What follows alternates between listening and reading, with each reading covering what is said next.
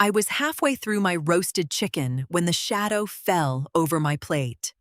The Sunday dinner at my son's house had already been thick with that specific suffocating tension that only exists when people are tolerating you for a reason. I kept my eyes on my fork, chewing slowly, wanting to finish the meal and head back to the quiet of my own home. Then my daughter-in-law Chloe stepped up beside my chair. She held her own half-eaten plate of food. Without a word of warning, she deliberately tilted her hands. A cold, messy mound of leftover mashed potatoes and gravy slid off her porcelain plate and collapsed directly onto my meal. The wet smack echoed in the suddenly silent dining room. I stopped chewing. I didn't flinch. I slowly looked up at her, waiting for an apology or perhaps an excuse about her hand slipping. Chloe just stared down at me, her arms crossed over her chest. A smug, tight little smile played on her lips. "My husband says you're family trash." She murmured, her voice low enough that the neighbors wouldn't hear through the open window, but loud enough to be absolutely clear. I shifted my gaze across the table to my son David. He was 32 years old, yet in that moment he looked like a frightened child. He stared intensely at his water glass, refusing to meet my eyes, letting his wife's words hang in the air undefended. I didn't yell. I didn't throw my napkin on the table or demand an explanation. I felt something inside my chest click shut. A heavy, solid door closing on years of excuses I had made for them. I quietly stood up, pushed my chair in, grabbed my purse, and walked out the front door without looking back. Hours later, sitting in my quiet living room, my phone buzzed on the coffee table. It was a text from Chloe. "You're out of our lives." I picked up the device, feeling the smooth glass beneath my thumb. I didn't cry. I simply typed my reply, hitting send before I could second-guess myself. Fine. Everything in my name all disappears tomorrow. I set the phone face down. The game was over. I wondered how long it would take for them to realize exactly what those words meant. My name is Beverly Sanders. At 66 and a widow of 5 years, I was the invisible financial spine of my son David's household. While my late husband left me comfortably secure, David and his wife Chloe constantly lived beyond their means. Their appetite for a lavish lifestyle, a suburban house, new SUVs, and premium memberships only grew, and for 4 years, I quietly funded the gap between their ambitions and reality. It started with small bills, but quickly became structural. As I sat in my kitchen tonight, ignoring their incoming texts, I opened my laptop and reviewed my silent ledger. The list was staggering: their 3-line phone plan, Chloe's auto insurance, their homeowners association fees, and even their internet and streaming services were all tethered to my accounts. They treated my financial support as an unspoken given, requiring absolutely zero gratitude. Chloe had the luxury of looking down on me, oblivious that she stood on a floor I paid for. For years, I absorbed their disrespect, believing it was simply a mother's duty. But tonight, as I sipped my bitter tea, that illusion shattered. They didn't view me as a mother, but as an endless resource. It was time to close the tap. The house was completely silent, save for the rhythmic clicking of my laptop trackpad. I started with the easiest target: the cell phone plan. Logging into the carrier's website, I navigated to the account management dashboard. There they were, 3 little device icons. My modest smartphone, David's latest model, and Chloe's equally expensive device. Because I was the primary account holder, I held all the administrative keys. I clicked Manage Lines. A prompt asked if I was sure I wanted to disconnect 2 devices. I didn't hesitate. I selected their numbers and clicked Remove. The system notified me that the service would end at midnight, which was less than 2 hours away. Perfect. I kept my own line active and closed the tab. And next was the car insurance. This required logging into my insurance provider's portal. Chloe's crossover was listed alongside my small sedan. I had signed the policy to secure a multi-car discount and better rates for them paying the premium directly to avoid lapses. I navigated to the policy adjustment screen. I removed her vehicle from my coverage. The screen flashed a warning that driving uninsured was illegal and dangerous. I checked the box, confirming I understood authorizing the immediate removal of her car from my financial umbrella. The pro-rated refund would hit my account in 3 to 5 business days. Then came the Homeowners Association portal. I deleted my checking account routing number from the auto-draft settings. The upcoming fee due in 3 days now sat with a red "Payment Method Required" flag next to it. I spent the next 45 minutes hunting down every minor subscription internet bill and grocery delivery service that was pulling from my cards. I changed passwords, deleted saved payment methods, and canceled auto-renews. I didn't need a lawyer to untangle this mess. I didn't need to file a lawsuit or engage in a screaming match. The power of ownership is delightfully simple. Whoever holds the password holds the purse. By 11:30 p.m., my digital footprint was entirely my own. Not a single cent of my money was scheduled to support their household anymore. I closed the laptop, feeling a strange, profound lightness in my chest. I walked down the hall to my bedroom, pulling back the heavy duvet. I hadn't felt this exhausted or this peaceful in years. I set my alarm knowing exactly what tomorrow would bring.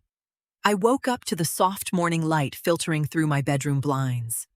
The digital clock on my nightstand read 7 a.m. I stretched, realizing I had slept through the entire night without waking once. I reached for my phone on the nightstand. When I tapped the screen, a cascade of notifications flooded the glass. There were 34 unread text messages and 14 missed calls. The panic had started right at midnight. David, 12:01 a.m. Mom. My phone just lost service. It says SOS only. Did you forget to pay the bill? Chloe, 12:15 a.m. Why did State Farm just email me saying my insurance policy was terminated? Fix this right now. David, 12:30 a.m. Mom, wake up. Chloe is freaking out. I can't even make a call without Wi-Fi. What did you do? David, 1:15 a.m. This isn't funny. Turn our phones back on. Chloe, 2 a.m. You have no right to touch my car insurance. You are going to get me arrested if I get pulled over. I read through the messages while walking to the kitchen to start the coffee maker. Their tone shifted rapidly from confusion to entitlement, and finally to pure, unfiltered panic. Not once in those 34 messages did either of them ask how I was doing, or apologize for the mashed potatoes, or retract the text stating I was out of their lives. They were only concerned about the sudden evaporation of their comfort. I poured myself a cup of coffee and walked out onto my back patio. The morning air was crisp and clean. I sat in my wicker chair, listening to the birds chirping in the oak tree. My phone vibrated in my hand. It was another text from David sent via his home internet connection. David, 7:15 a.m. We are coming over. You better be awake. I took a slow sip of my coffee. I didn't reply. I simply went back inside, locked the sliding glass door behind me, and walked to the front hallway. I checked the deadbolt on the front door, ensuring it was firmly in place. I had prepared the garden, cut the weeds, and now it was time to watch them try to grow on their own. 30 minutes later, tires screeched onto my driveway. I watched through the sheer curtain of the living room window as Chloe's SUV jerked to a halt. David stepped out of the passenger side, looking disheveled, gripping his useless cell phone like a paperweight. Chloe slammed her door, her face a mask of furious indignation. They marched up the walkway and pounded on the heavy oak door. "Mom, open up!" David shouted, rattling the handle. I smoothed down my blouse, picked up a single sheet of paper from the entryway table, and unlocked the door. I pulled it open just enough to stand in the frame, blocking their entry. Chloe instantly tried to push past me. "What is wrong with you?" she demanded, gesturing wildly. "You canceled my insurance. I had to drive here illegally." I held up my hand, stopping her advance. "You drove here by choice, Chloe. Without insurance, which is your responsibility." David ran a hand through his hair. "Mom, please. Just turn the phones back on. We can't function. My boss tried to call me this morning and it went straight to a dead tone. You're ruining my week over a silly argument." "It wasn't an argument, David." I replied, my voice steady and completely devoid of the emotion they were desperate to pull out of me. "It was a declaration. Chloe texted me that I was out of your lives. I simply honored her request." "I was mad," Chloe snapped. "You don't just cut off family like that. You don't shove garbage onto families' plates." I countered, locking eyes with her. "And you certainly don't call them trash while spending their money." I handed David the piece of paper. He took it, blinking down at the printed spreadsheet. "What is this?" he asked. "That is a list of your monthly expenses," I said smoothly. "The phone plan, the car insurance, the HOA, dues, the streaming networks, the internet, totaling roughly $1,200 a month. That is what you will need to budget for moving forward. None of it is in my name anymore." Chloe snatched the paper from his hands, her eyes scanning the numbers. Her jaw dropped. We can't afford this all at once. You have to give us a transition period." "Your transition period began at midnight." I stepped back into my foyer. "Have a good day." I shut the door firmly in their faces and slid the deadbolt home. I stood in the hallway listening to David and Chloe argue on my front porch for a few minutes before they finally gave up, the heavy doors of the SUV slamming shut as they backed out of the driveway. As the silence returned to the house, a sudden thought struck me. David still had a spare key to my front door on his keychain. He had never used it without permission, but the rules of engagement had entirely changed. I couldn't risk them letting themselves in while I was out, either out of spite or a desperate attempt to find financial documents. I didn't wait. I grabbed my purse and drove straight to the local hardware store. I walked down the aisles, selecting 2 heavy-duty lock sets, one for the front door, one for the back. The teenage clerk at the register offered to call a handyman, but I politely declined. I had watched my late husband change locks decades ago. It was essentially just tightening a few screws. Back home, it took me less than 45 minutes to unscrew the old hardware and install the new deadbolts. Testing the new shiny key, a profound sense of security washed over me. The physical boundary was now as solid as the financial one. While I had the toolbox out, I remembered one last lingering connection. When David was in college, I had opened a joint savings account for his emergency funds. I hadn't looked at it in years, but my name was still on it and it was linked to my primary banking profile. I sat at my laptop and logged into the bank. The account had exactly $4,000 in it, money I had deposited years ago to cover his sudden auto repairs or medical bills. He had never contributed a dime to it. With 2 clicks, I transferred the entire balance into my personal private checking account, leaving the joint account balance at 0. Less than an hour later, an automated alert popped up on my phone. Declined ATM withdrawal attempt, $500. Insufficient funds. I smiled, closing the laptop. David had tried to tap the emergency fund to pay for his new phone plan. My borders were officially closed. Around mid-afternoon, my phone rang. The caller ID flashed the name of my oldest daughter, Maya. She lived 2 states over and had always been fiercely independent, entirely opposite to her brother. I swiped to answer. "Hello, sweetheart." "Mom." Maya breathed, her tone a mix of amusement and disbelief. "David just called me from a prepaid burner phone. He sounded like the world was ending." "Did you really cut them off?" I sat down in my favorite reading chair, tucking my feet underneath me. "I did. Everything." I recounted the Sunday dinner, the leftovers scraped onto my plate, Chloe's insult, and the subsequent text message. I explained the spreadsheet and the canceled autopays. I waited for her to tell me I had been too harsh, that maybe I should have given them a warning. Instead, a loud, ringing laugh echoed through the speaker. "Oh my God!" Finally, Maya cheered. "Mom, I've been biting my tongue for 3 years watching them treat you like an ATM. David was crying to me about his car insurance. I told him to pull himself up by his bootstraps and take the bus." A knot I didn't know I was carrying loosened in my chest. "They came over this morning. They were furious." "Of course they were," Maya said, her voice turning serious. "You took away their free ride.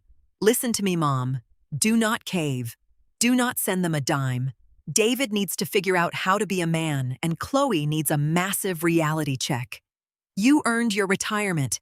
It's not their slush fund." "I changed the locks today, too," I admitted. "Good. Be smart," she replied. "Chloe is manipulative. When the anger doesn't work, she'll try guilt. When the guilt doesn't work, she'll play the victim to anyone who will listen." "I know," I said, looking around my peaceful, quiet living room. "But for the first time, I just don't care what they do."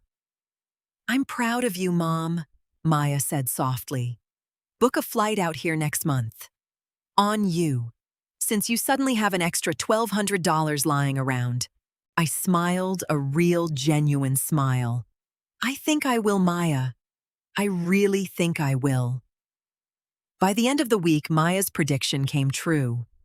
I was sitting on the porch with a book when my tablet chimed with a notification from Facebook. I rarely used the platform, mostly keeping it to look at gardening groups and photos of distant relatives. But a friend had tagged me in a comment. I opened the app and found my feed dominated by a long, dramatic post from Chloe. She had posted a black and white photo of a sad-looking coffee cup. The caption was a masterpiece of passive-aggressive manipulation. It breaks my heart how some people can just turn their backs on family. Going through an incredibly tough financial transition right now because someone we trusted decided to pull the rug out from under us without warning. Praying for peace and for toxic people to find healing in their hearts. #family. First, #struggling but strong. Dozens of comments from her friends flooded beneath it, offering sympathy, asking who had wronged her, and validating her fake struggle. The old Beverly would have felt a spike of panic. I would have worried about my reputation, about what the ladies at the community center would think. I would have typed out a defensive comment explaining my side of the story. Instead, I stared at the screen and felt absolutely nothing. I tapped the 3 dots in the corner of her post. I clicked unfriend. Then I went to David's profile and did the same. Finally, I went into my privacy settings and locked my profile down entirely, so only my direct friends could see my activity. I didn't need to argue with the internet. The truth doesn't need a PR campaign. 10 minutes later, a text popped up from David. "David, really? You're blocking us on Facebook now? You're trying to ruin our lives, and now you're playing games." I didn't block him on my phone. I wanted to keep a record of his behavior just in case, but I refused to engage in a digital shouting match. I tapped the screen and typed a single final sentence before putting the phone on silent. "I am letting you afford your own life, David. Please do not contact me until you can do so respectfully." I set the tablet down, picked up my book, and found my place on the page. The sun was shining warmly on the porch, and the plot was just getting good. 2 weeks passed. The silence from David's end was deep, broken only by the occasional automated notification confirming the final cancellation of various shared accounts. Then, on a Tuesday afternoon, I saw David walking up the driveway. He was alone. The SUV was nowhere to be seen. He had been dropped off by a rideshare. He looked tired, his shoulders slumped, the arrogant edge completely worn away. I didn't unlock the front door. Instead, I walked out through the side gate and met him on the front porch. I stood behind the wooden railing, keeping a physical barrier between us. "Mom," he said, stopping at the bottom of the steps. He looked up at me, holding his hands in his jacket pockets. "Can we talk?" "We can talk right here, David," I answered calmly. He sighed, kicking at a loose pebble on the walkway. "Things are really bad. Chloe's car got impounded yesterday. She was driving to the mall and got pulled over for a broken taillight. The cop saw the insurance was canceled and towed it. I absorbed the information without reacting. That is unfortunate, but driving uninsured was a choice she made. The impound fees are racking up," David pleaded, finally looking me in the eye. "And the HOA sent a warning about the missed dues. Mom, we are drowning. We need a loan. Just to get the car out and catch up. I'll pay you back, I swear." I looked at my son. I saw the panic, the desperation, the exact same expression he used when he broke a window as a teenager and expected me to fix it before his father found out. "No," I said. The word hung in the air, heavy and absolute. "No," David choked out. "Mom, I'm your son." "You are a 32-year-old man," I corrected him. "I am your mother, not your wallet. I subsidized your lifestyle for years, and in return, your wife treated me like garbage in your home while you watched. I will not fund my own disrespect." "She was just stressed," he argued weakly. "And now she is responsible," I countered. "You both have jobs, David. Downsize the house, sell the car, cancel the subscriptions. Figure it out." I turned around and walked back toward the side gate. "Mom, please," he called out. I closed the wooden gate, the latch clicking sharply into place, and walked back into my quiet, secure home. 6 months later, my life had settled into a beautiful, predictable rhythm. I stood in my kitchen packing for a week-long road trip with Maya, a vacation easily afforded now that I wasn't bleeding $1,200 a month. Through mutual friends, I learned that reality had finally hit David and Chloe. Without my financial safety net, their illusions crumbled. They were forced to sell their suburban house, move into a modest apartment, and trade the impounded SUV for an older sedan. Chloe even took a second job. I felt no guilt. Their struggle was simply tuition for learning how the real world works. A month ago, David texted me, "Happy birthday, Mom. Hope you're doing well." I replied with a simple, "Thank you." There was no dramatic reconciliation, just a quiet, respectful distance built on the boundaries I had firmly enforced. Zipping my suitcase, I paused at the front door to take in the absolute peace of my home. If you are ever served disrespect on a plate you paid for, remember you don't have to argue or beg for basic decency. Sometimes the most powerful move is to stand up, walk out, and quietly lock the door behind you. I stepped into the bright morning. It was time for my vacation.